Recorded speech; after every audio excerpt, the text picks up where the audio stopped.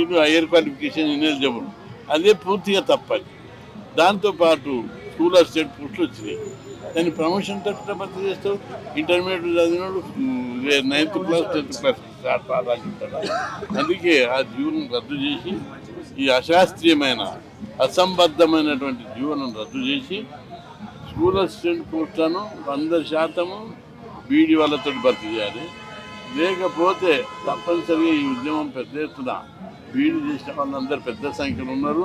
B Ed చేసిన వాళ్ళు 4 లక్షల మంది ఉంటారు, బీఈడీ చేసిన వాళ్ళు 1 లక్ష కూడా లేరు. కాబట్టి నిర్దిష్టమైనటువంటి విధానాన్ని, శాస్త్రీయమైనటువంటి విధానాన్ని అవలంబిస్తూ ఒక నిర్ణయం తీసుకొని ఈ నిర్ణయాన్ని ఎప్పుడో తీసుకోలే ప్రభుత్వం. అసలు 70% ప్రమోషన్లు అన్నప్పుడే వాళ్ళకి బుద్ధి తక్కువ చేసి విద్యాశాఖ అధికారులు తలతో పనిచేస్తుందా, బుర్ర పనిచేస్తుందా? 70% ప్రమోషన్ ఎట్టిస్తారు? తప్పు అది.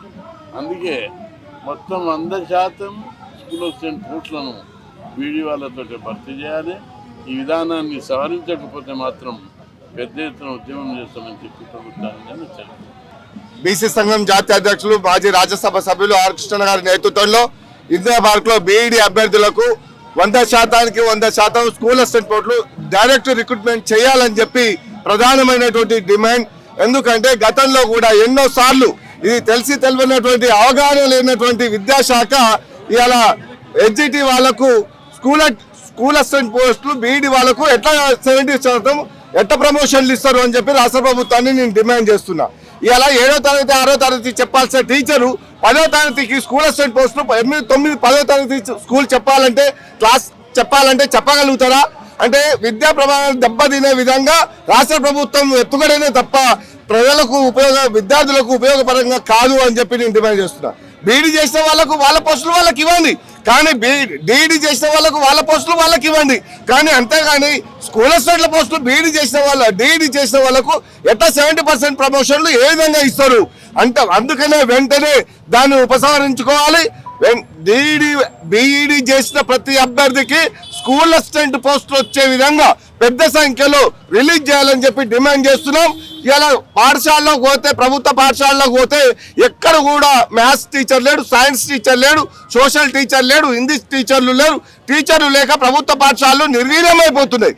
రేషనలైజేషన్ పేరుతోనే తాళాలు వేసే ప్రమాదం ఉంది. ఆల్రెడీ కొన్ని రేషనలైజేషన్ పేరుతో తాళాలు వేశారు. కానీ ప్రభుత్వ పాఠశాలలో కార్పొరేట్ ధీటుగా తీర్చిదిద్దుతా అని చెప్పి తెలంగాణలో నీరు నిధులు నియామకాల పేరు మీద చెప్పినటువంటి రాష్ట్ర ప్రభుత్వం ఈ రోజు ఏమైపోయింది? ప్రభుత్వ పాఠశాల నిర్వీర్యమైపోతుంటే కళ్ళకు కనిపించడం లేదా అని చెప్పి నేను రాష్ట్ర ప్రభుత్వానికి గుర్తు చేస్తున్నా. అంటే విద్యార్థులు కమిషన్లు ఇవ్వలేరనే కదా ఇలా ప్రభుత్వ పాఠశాలలో టీచర్లను భర్తీ చేస్తే కమిషన్లు రావనే కదా. ఇవాళ ప్రభుత్వ పాఠశాలలో ప్రతి విద్యార్థి ఇలా టీచర్లు లేక, పీఈటీ టీచర్లు లేక, డ్రాయింగ్ టీచర్లు లేక, టైపిస్టులు లేక, స్టెనోగ్రాఫర్ లేక, జూనియర్ అసిస్టెంట్లు లేక, అటెండర్లు లేక అఘోర గోచరంగా ఉంది. కాబట్టి వెంటనే ఖాళీగా ఉన్న 26,000 టీచర్ పోస్టులను భర్తీ చేస్తూ బీఈడీ టీచర్లకు డైరెక్ట్ రిక్రూట్మెంట్ 100% చేయాలని చెప్పి డిమాండ్ చేస్తూ, లేకపోతే ఆర్ కృష్ణ నేతృత్వంలో చలో సెక్రటరియట్ కు పిలువడానికి సిద్ధంగా ఉన్నామని చెప్పి హెచ్చరిస్తున్నాం. బీఈడీ నిరుద్యోగులం మాకు బీఈడీ స్కూల్ అసిస్టెంట్ ఆర్డర్ పోస్టులలో బీఈడీ వాళ్ళతోని డైరెక్ట్ రిక్రూట్మెంట్ లో ఓన్లీ 30% మాత్రమే చేస్తున్నారు. ఇది ఎంతవరకు కరెక్ట్? చదువుకున్న వాళ్లకు మెజార్టీ పర్సెంటేజ్ ఉండాలి ఉద్యోగాలు, కానీ ఆల్రెడీ ఉద్యోగం ఉన్న వాళ్లకు 70% ఏ విధంగా ప్రమోషన్ ఇస్తారు? జాబ్ ఉన్న వాళ్ళకే ఉద్యోగం, పెద్ద ఉద్యోగం ఇస్తే మరి చదువుకున్న వాళ్ళు, ఉన్నత విద్యలు చదివిన వాళ్లకు ఎటుపోవాలి? గతంలో ఆంధ్ర పాలకుల సమైక్య పాలనలో 1960s లో సర్వీస్ రూల్స్ లో ఆనాడు డిప్లొమా కోర్స్ అనేది లేదు. బీఈడీ కోర్సుతోనే స్కూల్ అసిస్టెంట్ తో పాటు ఎస్జిటి పోస్టులను నింపేది. ఎస్జిటి పోస్టులు 100% నింపేది బీఈడీ వాళ్ళతో. స్కూల్ అసిస్టెంట్ లో 30% డైరెక్ట్ రిక్రూట్మెంట్ ఇచ్చేది. సరే ఎస్జిటి 100% ఇస్తున్నారు కదా, ఆనాడు డైరెక్ట్ కోర్సు లేదని సరే వాళ్ళకు తొందరగా ప్రమోషన్ ఇవ్వాలనే కోసం అప్పుడున్న పరిస్థితులకు తగ్గట్టు 70% ప్రమోషన్ ఇవ్వచ్చు. మేము అబ్జెక్షన్ పెట్టలే. అప్పుడు ఎవరు కూడా అప్పుడు ఆనాడు 1960s లో సర్వీస్ రూల్స్ లో 70% ప్రమోషన్ పెట్టినప్పుడు అసలు ఎడ్యుకేషనే సరిగా లేదు, చదువుకున్నోళ్ళే లేరు, హైయర్ ఎడ్యుకేషన్ అనేది ఆ రోజుల్లో లేనే లేదు, 10th క్లాసే గతి లేదు. అప్పుడు పరిస్థితులు వేరు, ఇప్పుడు పరిస్థితులు వేరు. ఇప్పుడు డిప్లొమా కోర్స్ అనేది ఎస్జిటి వాళ్ళకి ఇవ్వడం వల్ల ఎన్సిటి ఏమో మీరు బీఈడీ చేసుకోండి గెజెట్ ఇస్తుంది, మీరు ఎస్జిటికి ఎలిజిబిలిటీ ఇస్తామని అంటది. సుప్రీంకోర్టు ఏమో మీరు నాట్ ఎలిజిబుల్ అని అంటది. ఈ ఏంది పరిస్థితులు, ఈ వ్యవస్థలు ఏంది, ఈ సర్వీస్ రూల్స్ ఏంది, ప్రెసిడెన్షియల్ రూల్స్ ఏంది, ఎన్సిటీ ఏంది, ఈ న్యాయస్థానాలు ఏంది, మమ్మల్ని ఈ అన్ని వ్యవస్థల మధ్యలో మేము బీఈడి వాళ్ళం స్కూల్ అసిస్టెంట్ క్యాడర్లో ఓన్లీ 30% ఇవ్వడం వల్ల మేము మధ్యలో నలిగిపోతున్నాం, చచ్చిపోతున్నాం.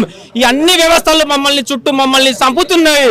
మా బీఈడి కోర్సుతో ఉన్న స్కూల్ అసిస్టెంట్ క్యాడర్ పోస్టులు మొత్తం 100% డైరెక్ట్ రిక్రూట్మెంట్ ఇవ్వాల్సిందే. ఎస్జిటి ఛాన్స్ ఎప్పుడు అయితే మీరు ఎలిజిబిలిటీ కాదని అన్నప్పుడు మా స్కూల్ అసిస్టెంట్ క్యాడర్లో మా పోస్టులు మాకు 100% డైరెక్ట్ రిక్రూట్మెంట్ ఇవ్వాల్సిందే. ఎవరో పోస్టులు మేము అడుగుతలేము. స్కూల్ అసిస్టెంట్ నుంచి ఏమో జిఎల్కి ప్రమోషన్ ఉండదు, ఎస్జిటి నుంచి స్కూల్ అసిస్టెంట్కి ఎట్లా ప్రమోషన్ ఉంటుందా? ఇది ఎంతవరకు కరెక్ట్? ఇది జిఎల్ ఏమో 90% డైరెక్ట్ రిక్రూట్మెంట్ ఉంది, అలా నాన్ టీచింగ్ వాళ్ళకి 10% ప్రమోషన్ ఉన్నది. ఇక్కడ ఏంది ఎస్జిటి వాళ్ళకు ఇక్కడ మాకు ఎస్జిటి ఛాన్స్ ఇవ్వరు. ఛాన్స్ ఇవ్వకుండా ఓన్లీ స్కూల్ హాస్టల్లో 30% డైరెక్ట్ రిక్రూట్మెంట్ ఎట్లా కనెక్ట్ చేస్తారు? ఇది ఎట్లా ఉండదు అంటే ఆకలితో ఉన్న వాళ్ళకు ఎంగిలి మెతుకులతోని కడుపు నింపుకోవాలన్నట్టు వ్యవస్థలు అన్ని చేస్తున్నాయి. మమ్మల్ని కడుపు నిండా తిన్న వాళ్ళకు ఇంకా ఫుల్ భోజనం పెడుతున్నారు. ఇది ఎంతవరకు కరెక్ట్?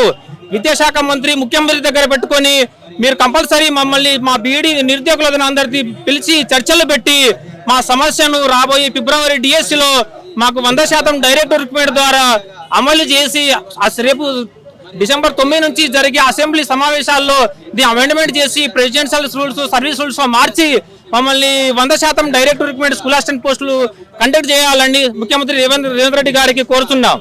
మేము అనగా బిఎడ్ నిరుద్యోగుల తరపున ఇక్కడ మహాధర్నా ఇక్కడ ఇందిరా పార్క్ వద్ద మహాధర్నా నిర్వహించడం జరిగింది. ఎందుకంటే గత కొన్ని సంవత్సరాల నుంచి మేము చాలా తీవ్రంగా నష్టపోతున్నాం. మా నిరుద్యోగుల సంఖ్య చాలా పెరిగిపోతున్నది.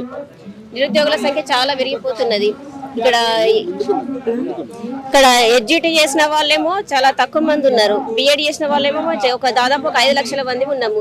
దాదాపు 200 పోస్టులు ఉంటే అంటే ఎగ్జాంపుల్ 200 పోస్టులు ఉంటే 170 అంటే 100% పోస్టులు వాళ్ళకే.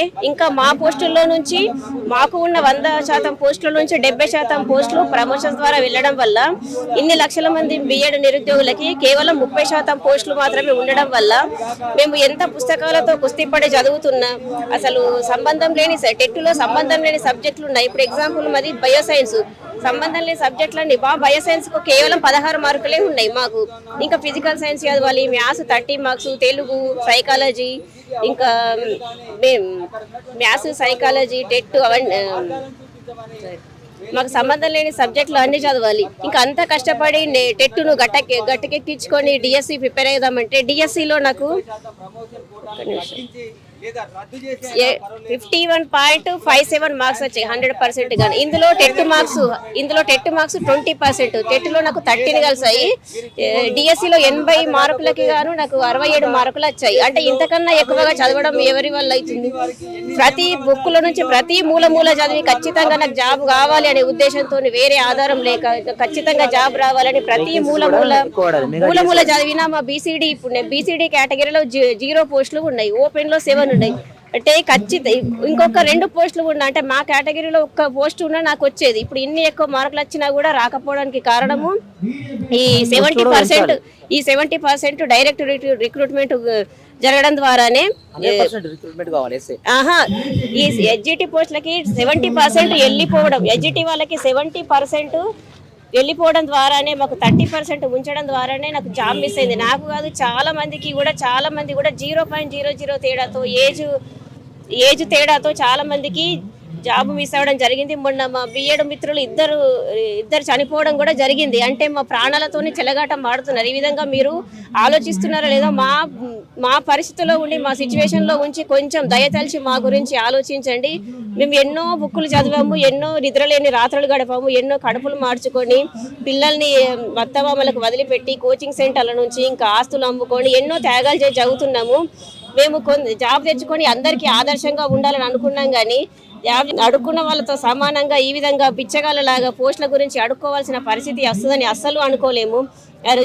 దసరా కానుకగా అందరు స్పెషల్ బస్సులు పెట్టి ఆ రోజు ఎల్బీ స్టేడియంలో వాళ్ళకి సన్మానం జరుపుతున్నట్టుగా, వాళ్ళు నోబెల్ ప్రైజులు పొందినట్టు సన్మానం జరుపుతున్నట్టుగా వాళ్ళకి ఆ రోజు దసరా పండుగ కానుకగా ఇచ్చారు కదా. మాకు ఆ రోజు నిజంగా నిద్ర పట్టలేదు. పాత బట్టలు ఫస్ట్ టైం పాత బట్టలు వేసుకున్నాం. నమ్మండి నమ్మకపోండి, మాకు జాబ్ మిస్ అయిందన్న బాధలు అసలు పండగలానే వాళ్ళకు ఇచ్చే అంటే పోస్టులు ఇక్కడ లేకపోవడం వల్ల ఏం జరిగిందంటే ఇక్కడ చదివే వాళ్ళకు అన్యాయం జరిగింది. అంటే చదివే వాళ్ళకి ఇప్పుడు నేను కష్టపడి చదివిన 81.57 చూడండి మార్క్స్, 81.57 మార్క్స్ వచ్చినాయి.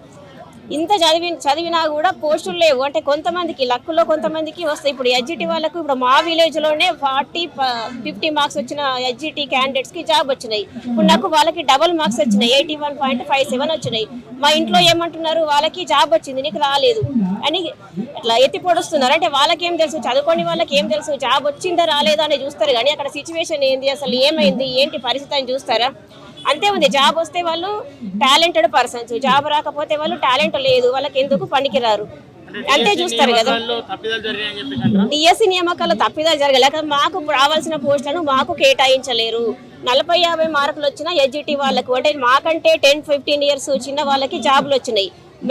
మాకంటే ఇప్పుడు మేము లైఫ్లో ఆల్రెడీ సెటిల్ అయి ఉండాలి ఈ పాటికి, అయినా కూడా మేము పిచ్చలలాగా మా పిల్లల ముందు మా పిల్లలు చదువుతున్నారు, వాటితో పాటు మేము చదువుతున్నారు. మా పిల్లలు అడుగుతున్నారు ఇంకెన్ని సంవత్సరాలు చదువుతావు, ఇంకెప్పుడు జాబ్ వస్తుంది, మీకంటే చిన్నోళ్ళకు వాళ్ళకి ఆంటీకి జాబ్ వచ్చింది, వీళ్ళకి వచ్చింది, వాళ్ళకి వచ్చిందని అడుగుతున్నారు. మేము ఏమని సమాధానం చెప్పాలి? అంటే మాలో టాలెంట్ లేదా?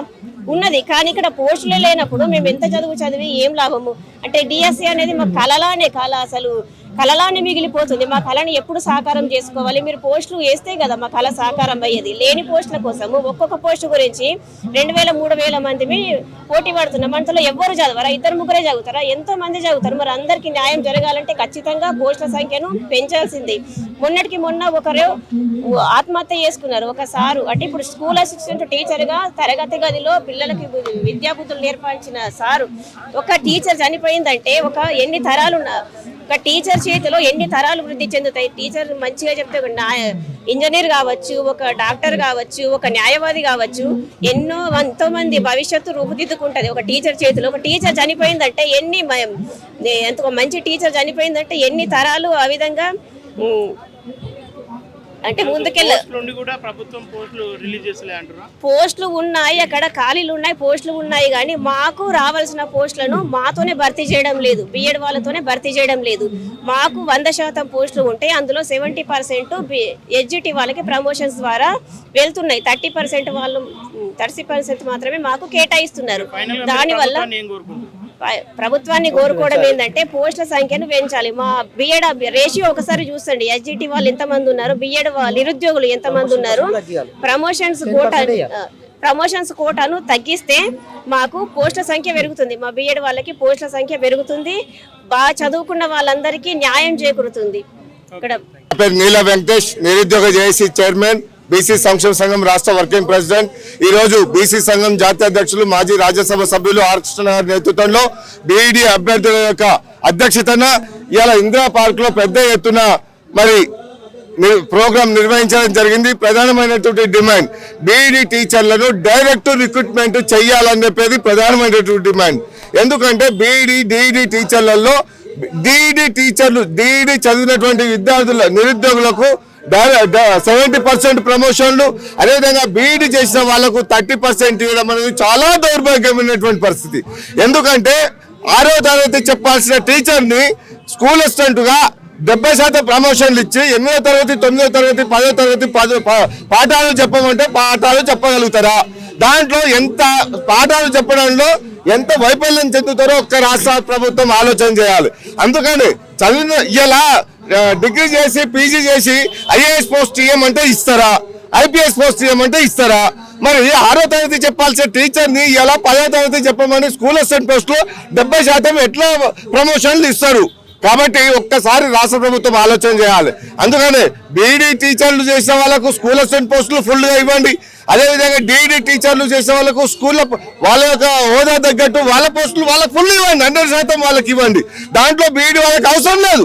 అదేవిధంగా స్కూల్ అసిస్టెంట్ల పోస్టులో కూడా బీఈడీలో ఎట్లా పార్ట్నర్షిప్ ఎట్లా ఇస్తారు అని చెప్పి డిమాండ్ చేస్తున్నారు. అందుకని రాష్ట్ర ప్రభుత్వం గతంలో కూడా మరి చైర్మన్ రాజేందర్ గారికి, అదేవిధంగా ప్రిన్సిపల్ సెక్రటరీ బుర్ర వెంకటేశ్వర గారికి, అదే కమిషనర్ మరి నరసింహారెడ్డి గారికి కూడా చెప్పడం జరిగింది. దీంట్లో ఈ స్కూల్ అసిస్టెంట్ల పోస్టులను డైరెక్ట్ రిక్రూట్మెంట్ చేసే విధంగా రాష్ట్ర ప్రభుత్వం నిర్ణయాలు తీసుకోవాలి. ఇలా ప్రభుత్వ పాఠశాలలో దాదాపుగా 26,000 పోస్టులు ఖాళీగా ఉన్నాయి.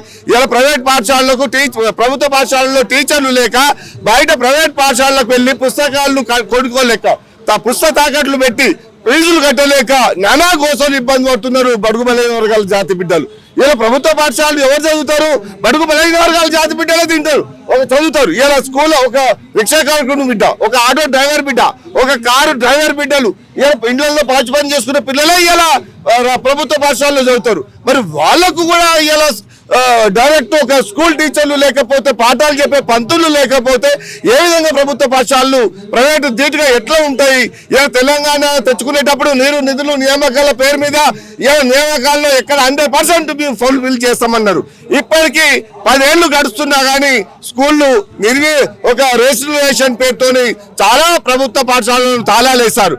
ఇలా తండాలకు వెళ్తే, ఎస్సీ వార్డులకు వెళ్తే, బీసీ వార్డులకు వెళ్తే ఇలా ప్రైమరీ స్కూళ్ళు కనుమరుగైపోయినాయి. ఇలా పెద్ద ఎత్తున ఒక గ్రామ పంచాయతీ ఉన్న దగ్గర కూడా 10th క్లాసు స్కూళ్ళు లేవు.